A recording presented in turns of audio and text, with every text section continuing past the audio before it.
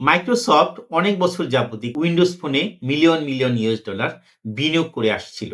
কিন্তু একটা সময় দেখা গেল তারা অ্যান্ড্রয়েড এবং আইফোনের সাথে কম্পিটিশন করে পারছিল না। তো মাইক্রোসফটের যে উইন্ডোজ ফোনের যে বিনিয়োগ এই সময়টা ছিল ২০১০ সাল এবং তখনকার সিইও ছিলেন সাত্য নাদেলা।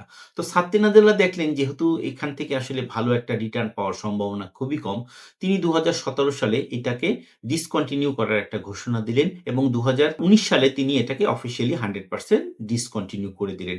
বাট এর মধ্যে কিন্তু তার মিলিয়ন, মিলিয়ন US ডলার খরচ হয়ে গিয়েছে এবং তিনি ওই জায়গায় তিনি কিন্তু থেমে থাকেননি। তিনি ক্লাউড এবং আজুর এবং এআই তে তার বিজনেসটাকে কনভার্ট করে দিলেন।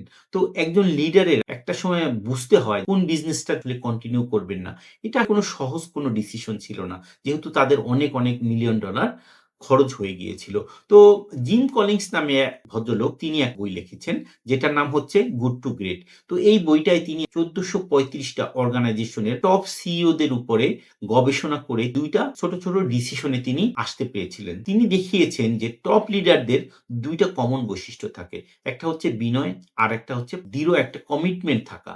তিনি অনেক উচ্চপদস্থ লোক হয়েও তার থেকে অনেক নিম্নপদস্থ লোকের সাথে তিনি কাজ করতে পারছেন, কথা বলতে পারছেন, হাসি মুখে থাকতে পারছেন। কোনো ভুল হলে তাকে সরি বলতে পারছেন। এটাই হচ্ছে বিনয়। আর নাম্বার 2 হচ্ছে পার্সোনাল উইল যেটা আসলে মাইক্রোসফটের সিইও সাত্য নাদেলা করেছিলেন যে কঠিন একটা ডিসিশন নেওয়ার মতো সক্ষমতা থাকা, দ্রুততম সময়ে একটা সিদ্ধান্ত নেওয়ার সক্ষমতা থাকা এবং দীর্ঘমেয়াদী একটা লক্ষ্য থেকে বিচ্যুত না হওয়া এবং বাধা এলেও হাল ছেড়ে না দেওয়া।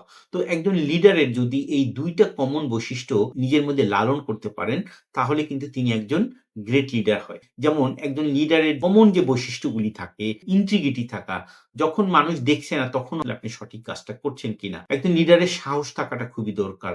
ইন্টিগ্রিটি এবং কারেজ এই ২ টা জিনিস একসাথে প্যারালালি সবসময় চলে। তো এমপ্যাথি থাকা, একজন লিডারের কম্পিটেন্ট হওয়া, মানুষকে ইনফ্লুয়েন্স করার ক্ষমতা থাকা এবং ডিফিকাল্ট সিচুয়েশন এ কাম থাকা, দৃঢ় থাকা, তার ইমোশনটাকে রেগুলেট করতে পারার সক্ষমতা থাকা।